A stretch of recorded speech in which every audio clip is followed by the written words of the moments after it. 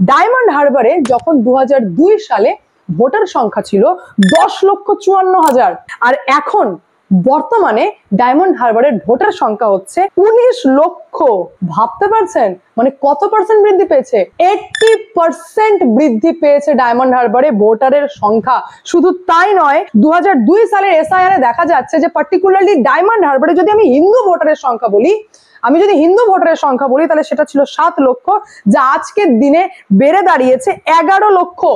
আর মুসলিম ভোটারের সংখ্যা যদি বলি, তাহলে 2002 সালে যেটা ছিল 3.40 মানে 3,40,000, সেটা আজকের দিনে অর্থাৎ 2025 সালে দাঁড়িয়েছে 8 লক্ষ। 135% মুসলিম জনসংখ্যা বৃদ্ধি পেয়েছে। আমি এটা মনে করি না যে তারা ভারতীয় মুসলিম, আমি এটা ডেফিনেটলি মনে করি যে রোহিঙ্গা মুসলমানের অবদান না থাকলে এতটা বৃদ্ধি পাওয়া কখনোই সম্ভব